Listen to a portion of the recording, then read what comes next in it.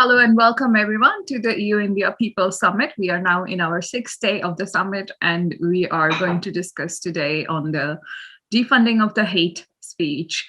This topic has been very close to my organization since the beginning of our journey into this work.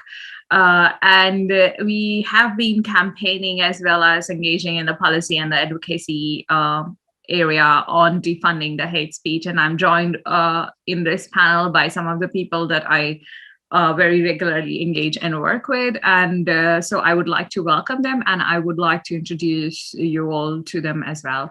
So first off, I have with me Richard Wilson. Richard is a writer, a human rights activist, and co-founder of Stop Funding Hate.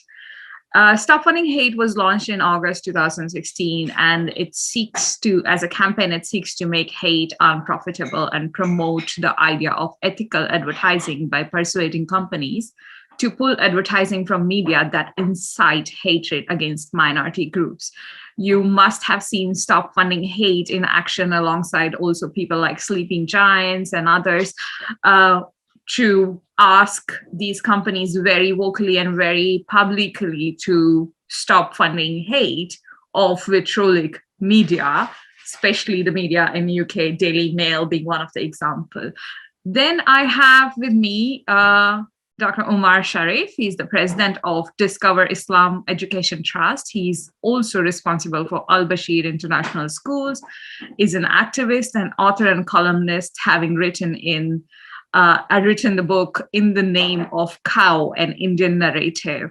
Mr. Sharif is also a social and political activist and is representative of the wider Muslim society within India. And with Mr. Sharif, we will get to know how hate speech and rhetoric in the media and on television is perceived by the Muslim community within India.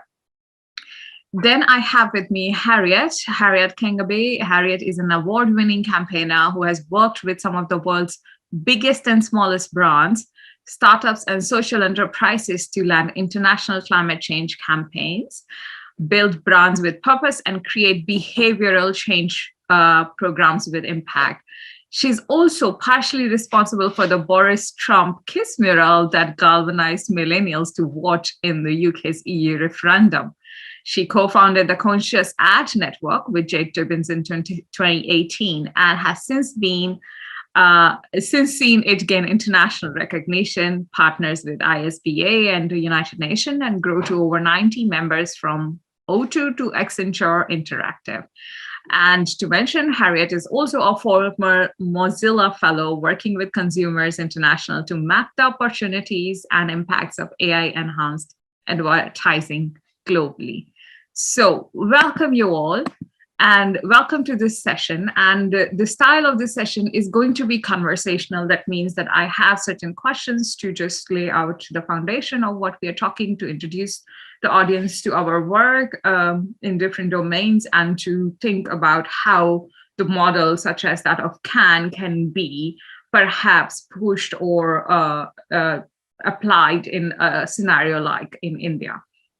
So welcome you all. So my first question, because hate speech has been such an intensive topic with so much of violence attached that we have seen in the past couple of years growing, I wanted to know from Omar Bashir, how do they perceive hateful media in India? If you can please walk me through what happened, for example, in the case of Tablighi Jamaat last year, and also through hateful narrative of the very right-wing Hindutva media, including magazines like Op India, Swaraj, etc.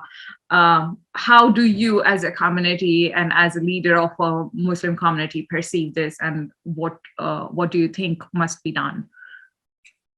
Please. Yeah, Dr. Manavi, you have touched upon a very relevant point as to how the intensity is felt in India with regards to promoting hate and with regards to promoting misinformation, because hate is promoted through misinformation and fake news. And when people are threatened of their livelihood, and when people are threatened of their very existence, that's when they would want to give more scope for emotional, emotional reactions rather than intellectual pursuit.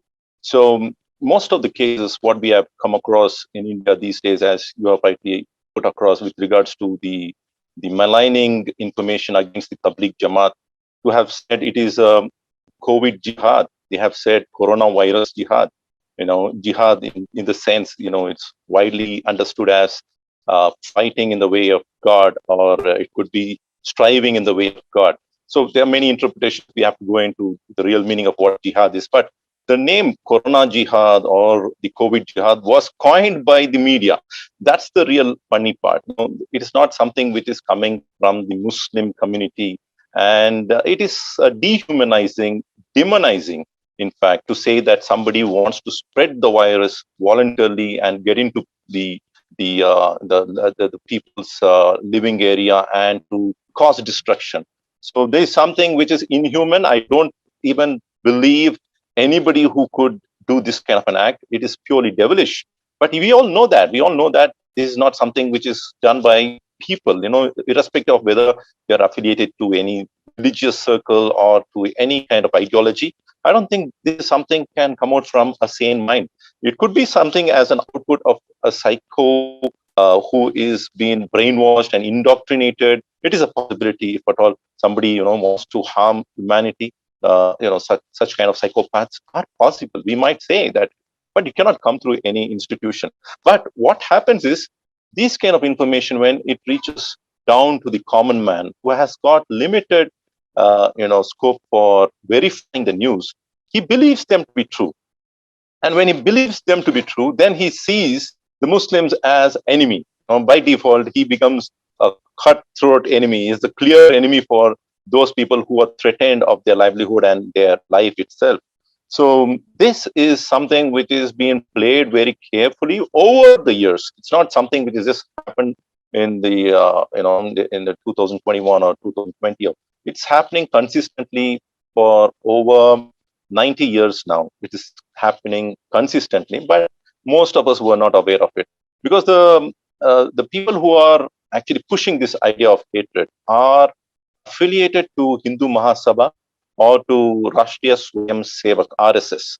And most of the organizations like BHP, Vishwa Hindu Parishad, Bajrang Dal, and BJP, the political wing of RSS, all of these organizations are branches coming out of these parent organizations. And the founders of these organizations, the RSS and the RSS and the Hindu Mahasabha, they have written books together. If you were to look into the bunch of thoughts by Golwalkar, he wrote it in the early 1900s, and in that it talks about exclusive nationalism, where keeping away the Muslims away from the political aspect of the Indian nation.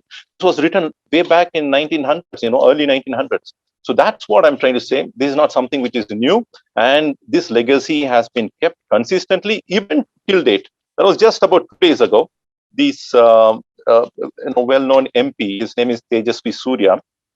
He is an MP from Karnataka, who is very well known among the circles. He gets into one of the COVID centers where their relief has been offered to the people. And he goes and lists out names of Muslims, about 17 names of Muslims, and says, how could you recruit these people for frontline health workers? How could you recruit these people? Is this a madrasa? Is this a seminary? Is this a religious seminary for you to recruit these people from the minority community? And one of them is also indicating that the loss of lives amongst the COVID patients due to these people in this team. So this is outrightly condemnable by all the people, by all the people of religious affiliations, be it Muslims, Hindus, or Christians, Buddhists, or whatever. Even if they are atheists, they don't accept these kind of remarks being made. I mean, no sane mind would accept this, and therefore we are seeing repercussions. We are seeing backlashes against these statements made by Tejasvi Surya from the very Hindu community, who are refuting him, who are actually booing him away. And this is something which we are seeing.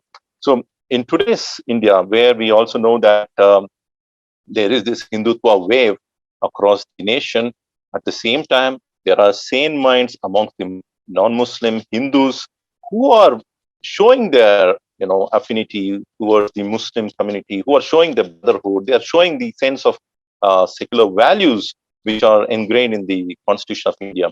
So that is something I see it as a very positive thing, because there were times when these voices were quiet, but now they are emerging out. They are becoming the real force ahead.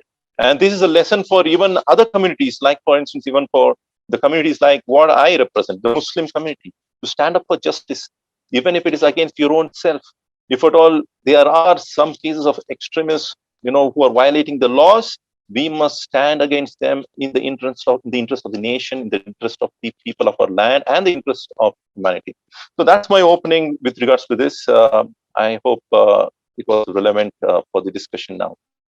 Thank you, Mr. Bashir. That was a good overview of what is happening in India, and also the recent event of Tejasvi Surya calling out only the Muslim frontline workers out of, I think, 130 total workers. He just pointed out 17 over names. 200.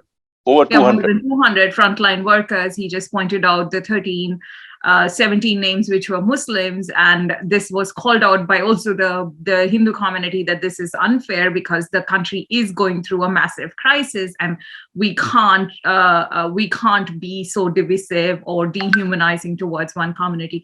Now, I want to come to you, Richard and Harriet, because both of you have also campaigned against dehumanization of certain communities because by the media and by the larger social media as well at times.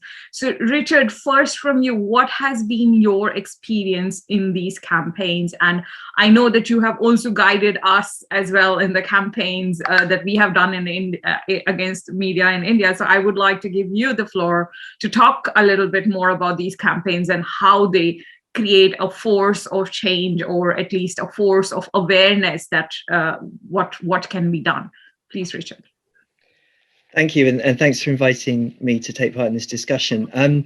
Actually, I thought that what Sharif was just saying about solidarity was really positive and really encouraging, and that's something that we've seen as well in the UK, that at the same time as all around the world, there are efforts being made to demonize and scapegoat minority groups and blame them for problems in society. And at the moment, in multiple countries, there's this attempt to blame different minority groups for COVID-19 particularly. But at the same time as that is happening, people from many other communities are coming together and speaking out and saying, no, we refuse to be divided. We refuse to be manipulated into spreading hate, and we're going to do whatever we can to push back.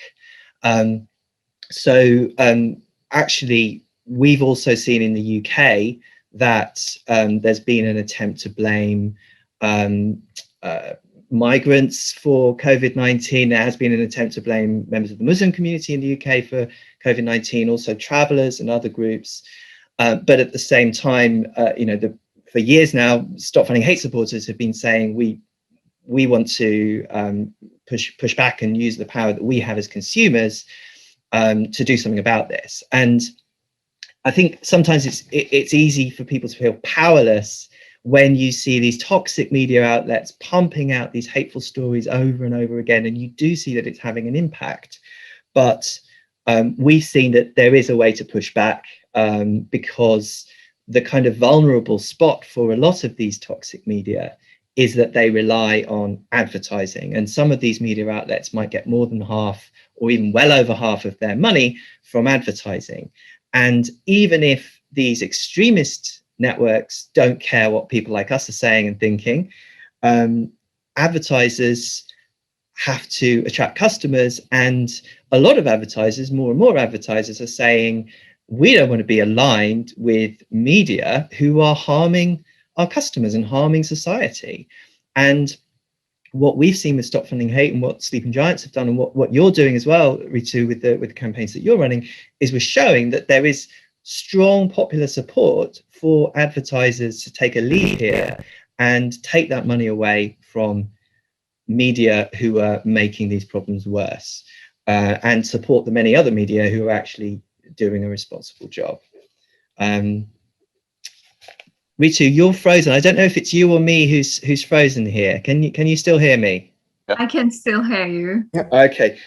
Yeah, so that's Stop Funding Hate in a nutshell. And I think what's kind of amazing is that we started in Britain 4 years ago now, actually 4.5 years ago now, challenging the problems that we were seeing in Britain. What we've learned actually is that this same pattern is being repeated all over the world. That these toxic media are using similar tricks everywhere, but by the same token, the same tactics that have been successful in the UK and in the US and other countries have also started to show that to prove to be successful all over the world as well. So the sort of answer to this, I think, is to build a global movement of people supporting each other, sharing goodwill and solidarity, and sharing and learning from each other, because actually I feel more and more than ever that the number of people who refuse to be divided, the number of people who want to live in a harmonious society, will always be greater than the people who are trying to divide us. Excellent. Thanks a lot, Richard. I will like to keep you in the spotlight for a bit, because I wanted to also get to the point where you tell us a little bit more about, in terms of numbers, how much was the campaign successful in UK? And I ask this because I would like our audience, especially the audience in India, to have a realization that the campaigns against hate speech, especially asking the advertisers to defund the hate speech, does yield at least certain kinds of results, and how can we further channelize those results? So please, Richard, if you can. Sorry. Yes. So no, absolutely. So in 2016, when we launched our campaign, the really big problem that was most visible in the media was a relentless drip of anti-migrant front page stories, day after day after day, pushing negative messages about migrants. And that was the issue that people were really concerned about, not least because we were starting to see a big surge in hate crime towards migrants on the streets. In the last 2 years, we've seen a dramatic drop in the scale of those anti-migrant front pages. In 2016, we saw over 100 of those kinds of front pages, but in the last year or two, we've barely seen 2. So there's been this dramatic drop in the number of anti-migrant front pages. One of the amazing things about Stop Funding Hate was that we started just as a group of volunteers in a Facebook group in the summer of 2016, but within weeks we saw a huge win when Lego announced that they were pulling their advertising from the Daily Mail. So the tactics worked, even though we didn't know at first what the result would be. And the other very interesting thing, which I do think is relevant and interesting for the Indian context, is that much later, a long time after we started our campaign, we found out that hundreds of advertisers had quietly been pulling their advertising from the Daily Mail, and therefore the campaign had a bigger impact than we had known about publicly. And the reason I mention that in relation to India is that I've seen that with some of the media that people are concerned about in India, it's been reported that sort of a number of advertisers have quietly disappeared. It's not 100% clear what's happening there. So even if you haven't had that big surge of advertisers wanting to put themselves out there, sometimes it can actually have an impact, even if that impact is happening quietly behind the scenes. And of course, in a way, it doesn't matter whether or not they make a big announcement. The question is, are they putting their money in a better place than they were before? And I think that's one of the more encouraging aspects of the campaign, really. Yeah, and if you remember, like the campaign that we did together against the OP India, and then we calculated that how much of the loss it might have cost them to get all the advertisers off, and it was coming to be somewhere around 350,000 euros per year.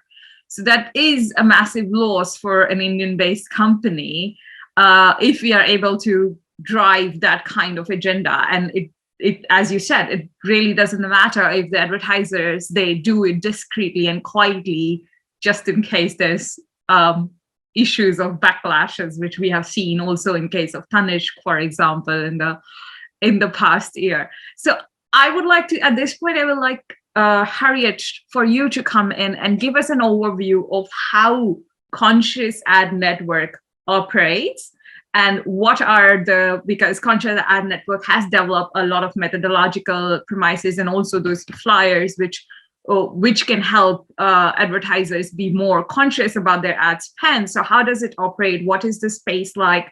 And how can, if at all, advertisers come in perhaps discreetly or overtly, or how can they be engaged in this whole network? Thank you, Riti. Yes, so we are a network of over 120 organisations now. We started off quite locally in the UK, and actually we've now got global organisations who are members who are looking at how you implement what we do across markets. So we're on a mission to ensure the ethics catches up with the technology of modern advertising. And the way that we do that is we believe that actually just the way that advertising is bought and sold has got to change. So what we've done is we've written 6 manifestos in 6 different areas where advertising is actually causing real world harms. Now that includes hate speech and misinformation, because as Sharif correctly said, these two are so interlinked that it's really important to look at the dynamics behind them. And our members are quite a broad church. So we have everyone from big global brands. We've got, for example, the Body Shop on board. We have O2, who's a telecoms company here in the UK. We have GSK, for example. We have their global agencies, so people like Havas, Group M, for example. And then we also have a number of civil society organisations who help us and collaborate with us and work with us to make sure that we're actually solving the right problems, or looking at solving the right problems. And we've been going for about 3 years, and in that time, essentially what we ask our members to do is to audit their media, audit where their advertising is going, and then to try and, as you know, Richard was talking about, actually defund hate and misinformation and ensure that their advertising and media spend goes towards reputable publications and news organisations, because in the fight with disinformation, it's not just about defunding the bad stuff, but also about making sure that great journalism and investigative reporting can be properly funded, because it's expensive. And you talked about numbers. Well, there's some really huge numbers attached to advertising. So the digital ad budget last year, this is advertising that goes and funds newspapers, videos, video hosting sites, social networks. Last year that was $330 billion. So that's enormous. And when the Global Disinformation Index, for example, looked at what proportion of that was going to fund extremist hate disinformation, actually that a very conservative estimate suggested that number was around $235 million. Now that is a lot of money that's going to fund the kind of stuff and organising the kind of stuff that Sharif and Richard have just talked about, and that's really concerning.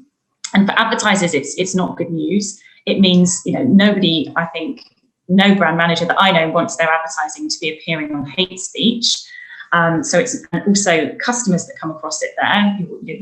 If they see their favourite brand supporting hate or against disinformation, that's not great brand building, trust me. So, and we've actually seen there's actually studies that show that at the moment consumers in particular are looking to brands and saying we want you to be doing better around things around social issues, and again it's not great for them. So it's not great for the brands. Obviously it means that there's a funding model attached to producing hate and disinformation. It flies through social networks quicker than the truth, some studies suggest. So it's not great from that angle. And finally, as Richard was talking about, people are organising and consumers are pressuring brands and saying, we don't want this, we don't want you to see you on the kind of publications and outlets that propagate this stuff. So what we're looking at is a proactive response to this problem. The idea is that if our members should be proactively thinking about where their advertising is appearing, and so they're not going to get snarled up in every single crisis that happens when a publication or a kind of commentator goes too far. steps into hate speech and disinformation, because they'll have thought about it and they'll be taking those kind of conscious and proactive choices. So that's us in a nutshell. Thanks a lot, Harriet. And I wanted to particularly also talk a little bit more about the hate speech manifesto that the CAN has, because it has always been a question that what is a hate speech? This is our opinion. This is not a hate speech.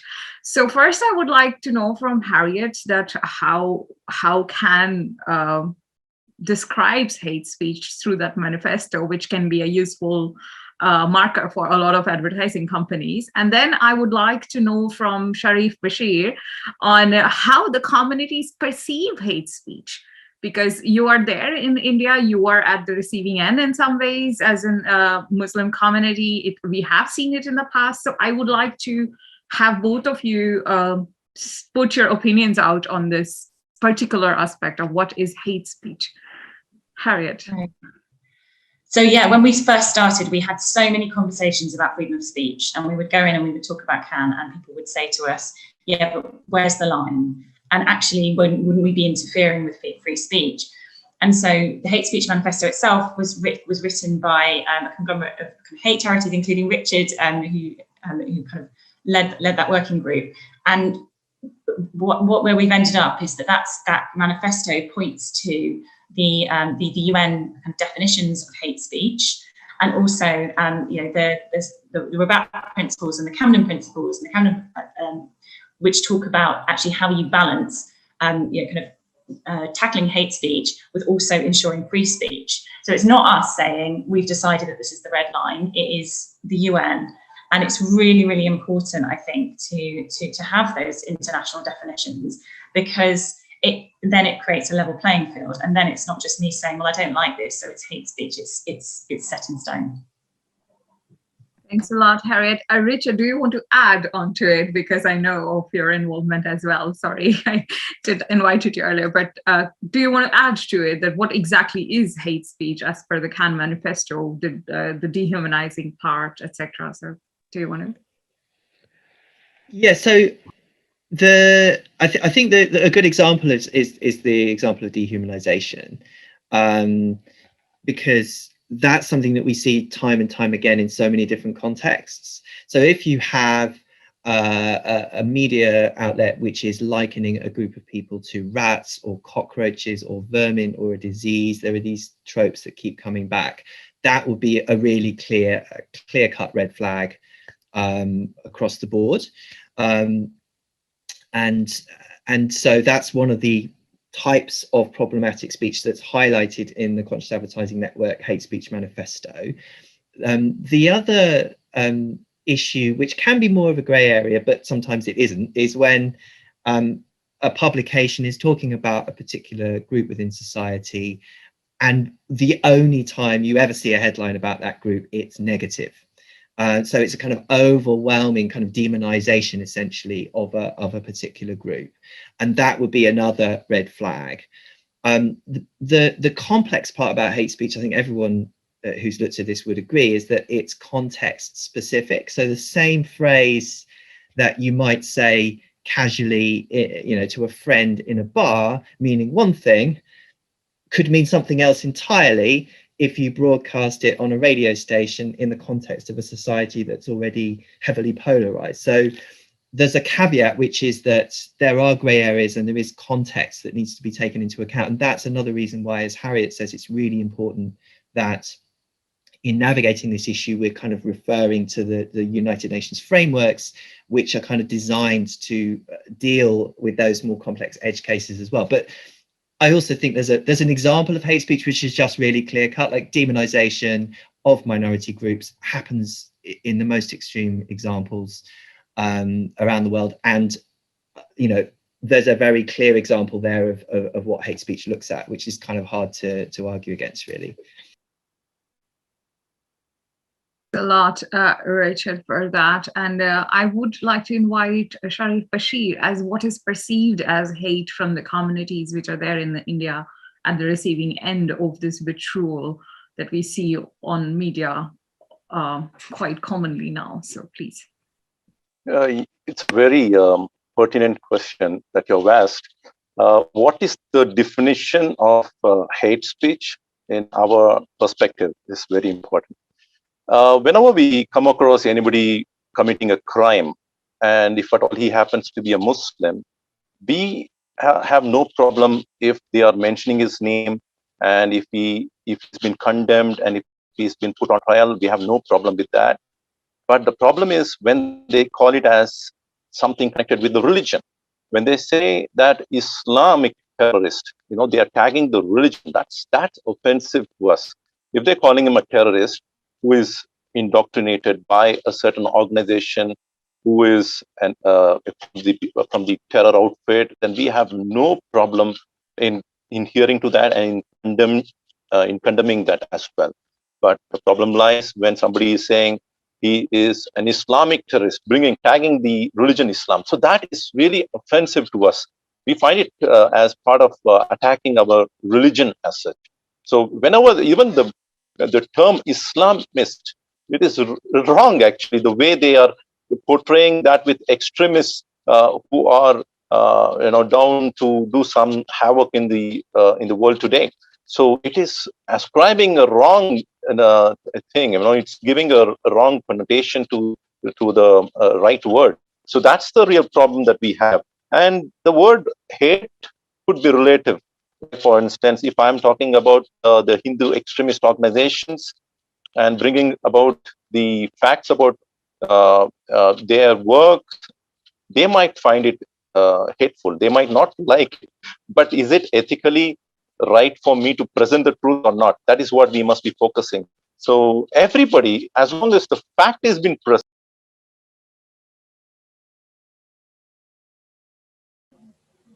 if truth is hated by a lot of people, we have to present the fact as it is. But in the name of presenting something or the individual mistake, or if the mistake of for the deviance of certain outfits, then that is hate speech in our regards. So, and again, when the media takes up the media trials and forms to, it tries to form conclusions based on just discussing over the panelists, that is again causing hatred for a community. Well, the process of law is clear. There is a jury, there is a process of law where one has to present the cases and proofs are to be established, and citing the references for the case. All of these things are important for anybody to form a judgment or give a verdict.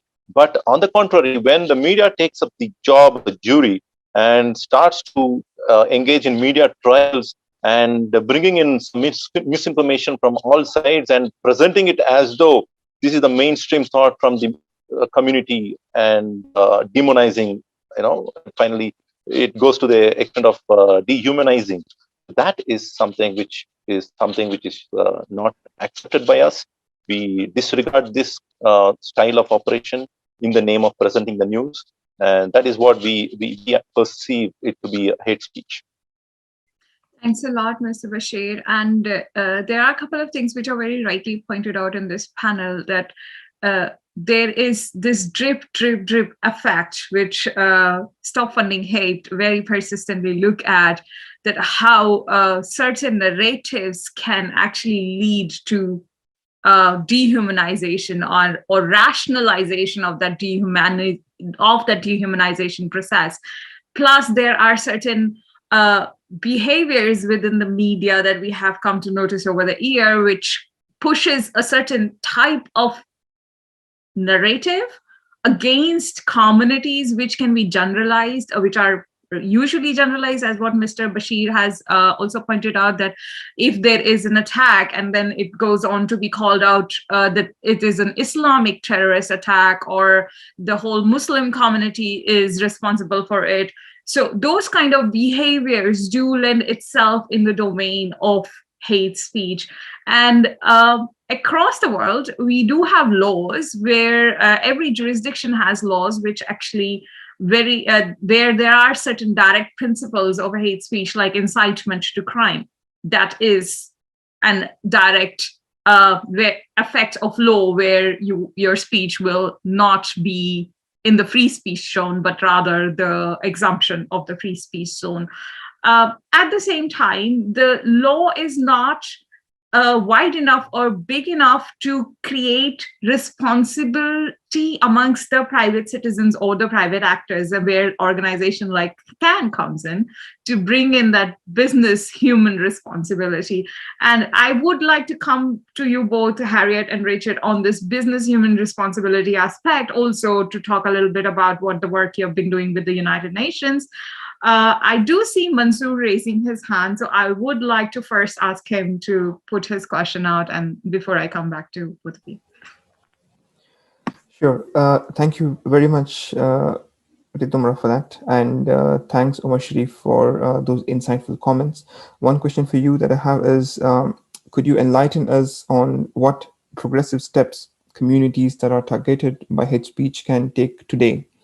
Would stringent legal clauses and systems be the answer, or is the answer elsewhere? Well, there is a process of law which is very much in place in India.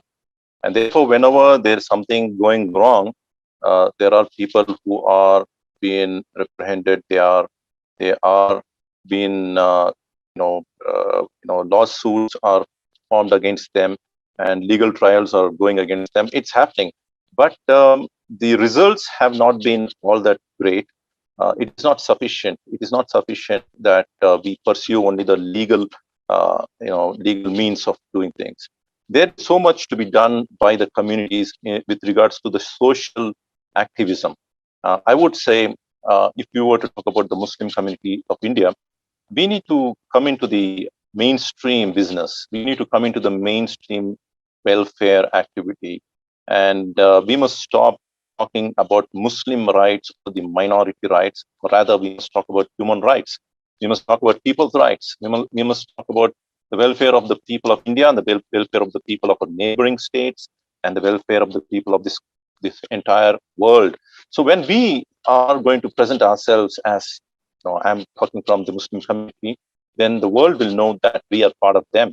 But when we are going to, make ourselves as a very exclusive community, talking about our own personal rights, most of the times, whenever things go wrong to us, we are in the public domain, crying over what has happened, then we don't mean much to the mainstream people. That's what I can sense. This is my personal observation. So we must be relevant as people of this world, and we must talk about every issue, not pertaining to the minorities per se.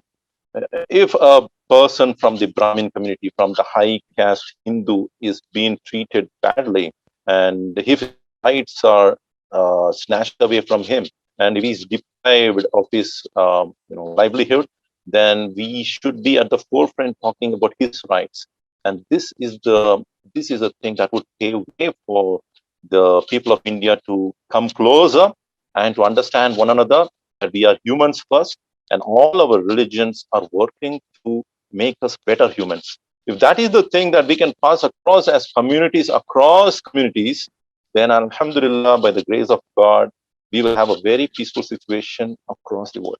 So I would say it is to look at these things with a sense of looking at it as an opportunity and taking a great responsibility and feeling the duty upon our shoulders and making meaningful gestures to the people around us. So that is the key, would make a great impact to our world. That's what I have to say. Thank you Thanks very a lot, much. Mr. Bashir, and thanks, Mansoor, for that question. And a few things that I take from this answer, specifically relevant for the discussion right now, is the fact that you are very persistent in saying that this is a private citizen's responsibility, and which ties very beautifully with the idea of making businesses more responsible, because we do not actually want the governments to be regulating speech, because that may lead to majoritarian speeches, but rather personal individuals to take more responsible actions. So Harriet and Richard, I would like you to step in and talk a little bit about the business human rights responsibility that we are talking about in the United Nations, please. Either of you. Sure. Okay, I'll kick off if you like. Sure. So I think over the last 10 to 15 years, there's been a huge shift in corporate social responsibility and how businesses see those responsibilities. And I think it's gone from something that's been about avoiding risk to being actually where companies feel that they can lead in particular areas. So, for example, you've got Unilever, who's a huge global brand, who think about, who put that kind of environmental and social purpose at the heart of what they do. You've got our members, such as O2 and The Body Shop, that have looked at, essentially ensuring that their media spend, the way that their advertising goes, fits with their values, and that includes ensuring that it doesn't go, get spent on hate speech, for example.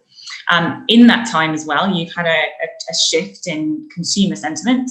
So increasingly, when we do surveys of consumers, when we do market research, they're telling us that they're expecting organisations to incorporate corporate social responsibility much more in their business operations. And in fact, in some cases, they're looking for businesses to lead. So all of this tells us that this increasingly organisations are facing an environment where they have to think about these things, and it's good business to do so. And that, I think, is why we're seeing a shift. Now, obviously, this isn't everybody, and obviously this takes time. And we wouldn't be sitting here and talking about this if this problem was fixed. So this is, the start, or the just beyond the start. I think we've seen this happening for a while, but we're seeing this shift happen. And I think increasingly what we're seeing is that organisations, they're going, right, okay, well, it's not just enough to say that we do X. They actually have to just demonstrate that their commitments, be that climate, be that hate speech, be that diversity, whatever that is, increasingly they're getting called out, or they're hitting problems if those claims aren't evident in everything that they do, and that includes their advertising spend. And therefore, this I think it is a good time, for example, for organisations really to take hold of these issues and understand their role in them and take action. Rachel, do you want to add to it? Sure. Yeah, I mean, I suppose just to echo that so there is a legal threshold for incitement to hatred, covering really extreme cases like active incitement to genocide and those sorts of issues. But that legal threshold is rightly high, and as you mentioned, you wouldn't want the government to be coming in and arbitrating every possible example. So there's this whole category of problematic, toxic, harmful, divisive sort of behaviour where the law would be too blunt a tool to deal with it, and there would be a danger of unintended consequences, that you end up having, accidentally criminalising things that really shouldn't really ever be into a court. So the good thing about asking businesses to think more consciously, and the good thing about mobilising social movements to use popular pressure and consumer power, is it's actually a much more flexible tool, and it's a way of dealing with some of these problems that doesn't create that risk of unintended consequences through becoming too heavy-handed with the law. So we would always argue that this method of campaign is actually a great way of addressing the hate speech problem in a way that minimises the risk that you're going to have serious, genuine consequences for freedom of speech. I think the other thing to say on the issue of solidarity, I think I'd completely, endorse that idea that we look at this as a human rights issue, and it's not only about within our own society in each different country bringing people together. It's also about building global solidarity, because people don't want the companies they shop with to be helping to fund hate and genocide and incitement anywhere. So on the theme of sort of European Union countries and European countries and India, there's a role for people in Europe to talk to companies in Europe that have big advertising budgets and encourage them to think about where that money is going, not just in European countries, but also in India and also in other countries around the world where there's a risk that money could go to toxic media. So it's it's also that idea of global solidarity and bringing people together globally, which of course it's easier than ever to do with the internet on the positive side. That intervention. Before I take the questions from the Q&A, I still have to look at them. I wanted to ask one more question, because this is sort of relevant for our EU-India People Summit, and also for the EU-India engagement that is taking shape as we are talking, right? So one of the main things that is happening in this engagement is, if you might have noticed the news two days ago, that EU will not be having relationship with China, but rather pivoting more towards India. And we also had the chairman of the EU-India delegation with us a while ago, 2 days ago, actually, who was very persistent in saying that, okay, India has its problem, but India is not China yet. So it kind of made a very clear statement towards that, yes, European Union is eyeing India as a consumer base for having better business relationships in India. And India has UK and European Union both as potential partners to choose from. And my question is perhaps a bit more of a thought question rather than an effective methodological question, is towards the idea that if these regions, while they are negotiating these free trade agreements and these business relations, should they be going ahead and saying that ad spends on vitriolic media would be dissuaded or would be looked badly by the companies, like what happened in the GCA, perhaps? Richard, if you can speak about it. Yeah, I think this is one of the most interesting and exciting sort of parts of the discourse that's emerged in the last couple of years, because the UN Global Compact for Migration, it's an agreement that it's actually a voluntary agreement, so it's not a binding treaty, but it was put together and approved in 2018 to help address a range of challenging global issues around migration, including the problem of xenophobia and hatred towards migrants. And as part of that agreement, the UN member states endorsed the principle that governments should look to avoid funding media that fuel hatred towards migrants and that fuel racism. So we've got a precedent there, and we've got the beginnings of a kind of global norm about what good, responsible companies, and actually any organization that has a big advertising budget, what they should do. And that already has been quite influential on a lot of companies. It's helped to kind of normalize the idea that this is the way that things ought to be done. So I would absolutely say that any kind of international process that is looking at the kind of ethics of international trade definitely should look at the precedent from the Global Compact for Migration, look at how that could be strengthened and built on, because there is now, something there that we can point to and that we can start to build on. Thanks a lot, Richard, for expanding on this very relevant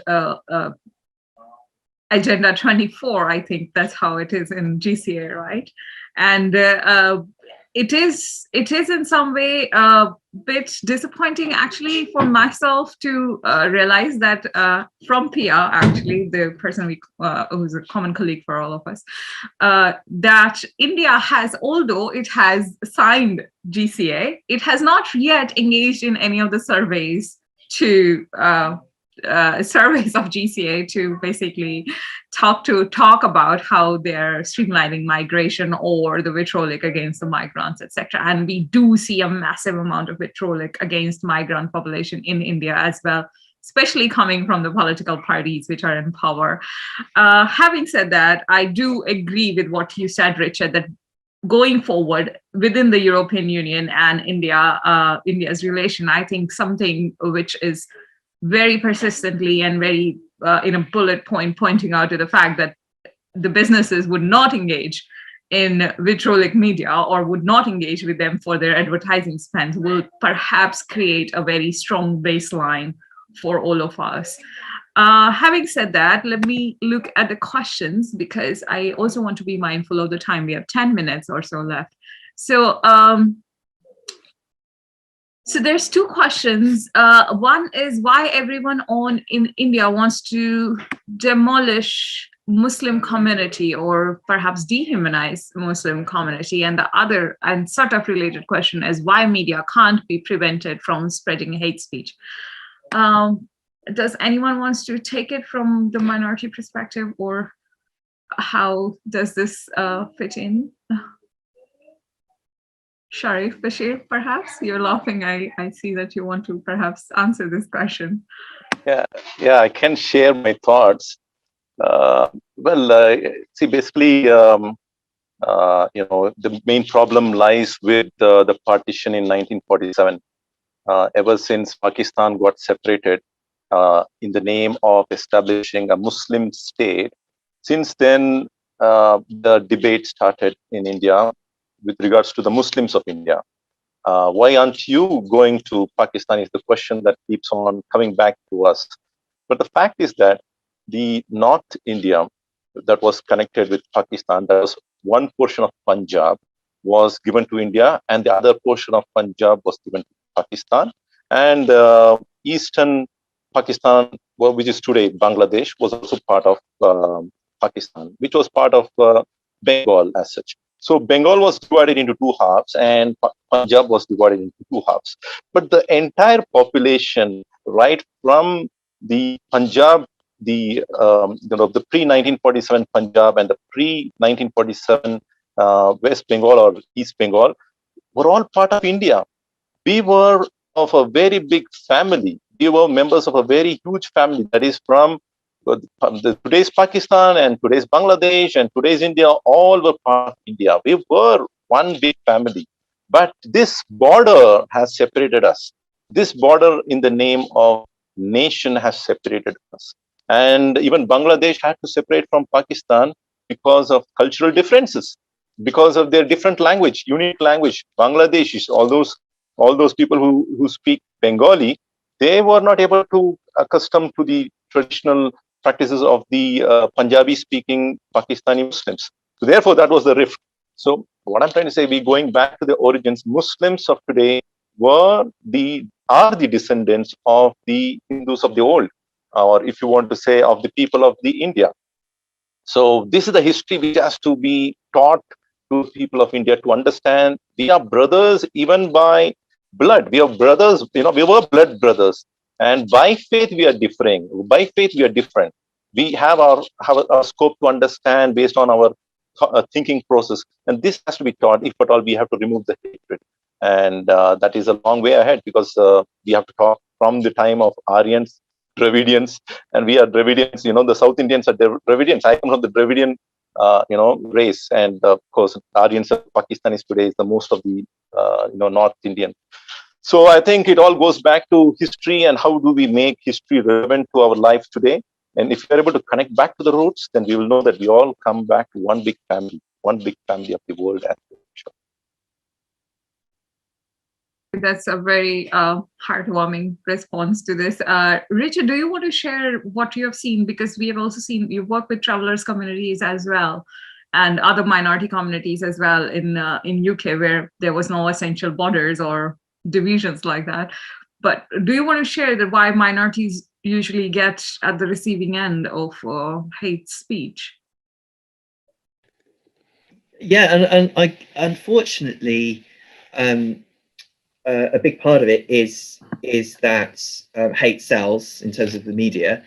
If you write a story that reinforces people's fears, it reinforces their prejudice, which is easier to do when you're targeting a minority group, because some people may not have so much contact with that community. So the UK travellers, for example, a relatively small part of the population, and a lot of people will say that they've never met a traveller or spoken to a traveller, although maybe they have, but people feel they have to hide that. So it's easier to spread a myth about a community that you don't know personally. So I think that's part of the dynamic. And then it's also easier to monetize hate against groups where there's already pre-existing prejudice. The thing that's maybe made that many times worse is actually the growth of online advertising, because it's now unfortunately easier than ever to set yourself up with a website, start pumping out hateful stories, reinforcing all those prejudices about particular minority groups, get a global audience, sign up to Google Ads, start making money off it.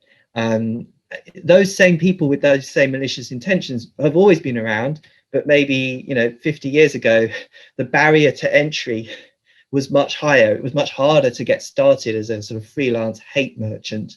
Unfortunately, we're at a state where it's at the moment easier than ever to make money from hate. So that's one of the reasons that we've seen this big sort of profusion of hate all over the world.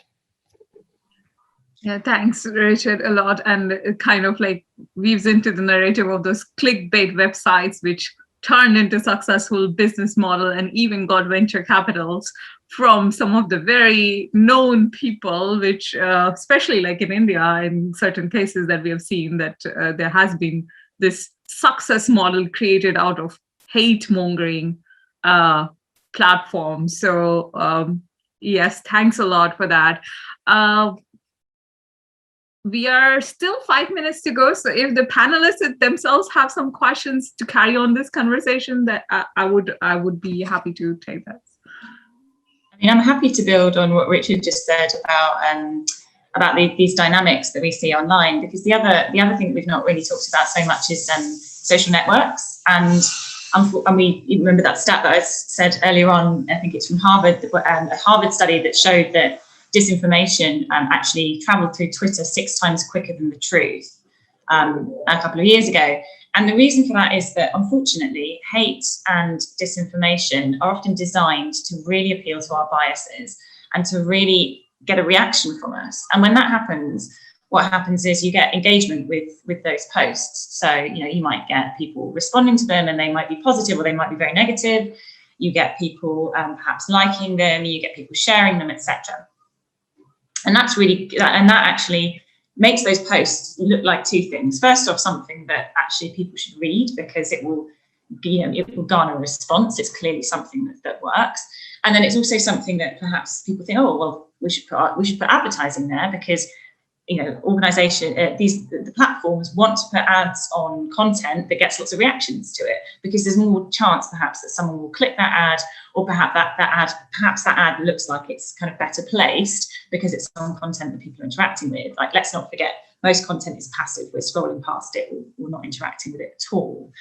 So we've seen this last weekend gone in the UK, the entire Premier League and various organisations have just boycotted all social media networks, and that's due to the amount of racist attacks that are happening, against football players and against kind of people online, and there's been some really, really awful content around that.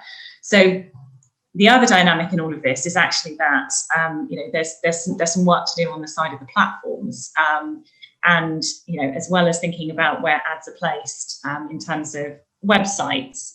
I think there's a big conversation also on those platforms and their governance processes and accountability there. Thanks a lot, Harriet, for that. There was also another question which says that what are the steps to control hate speech? And I if I may just take this quickly, because we have to wrap up the panel as well.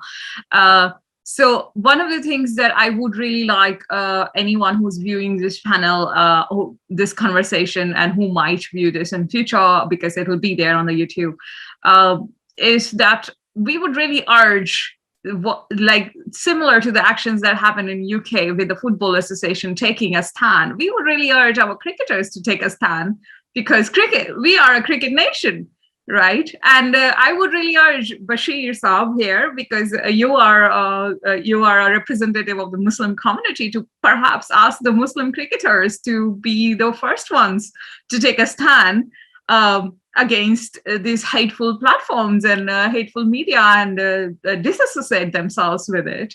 And this will in some way make the ball go rolling, and hopefully become a much giant and interesting revolution towards a better society. I see Bashir Saab has unmuted himself, so please go ahead. I'll give you 1 minute. Yeah. Yeah.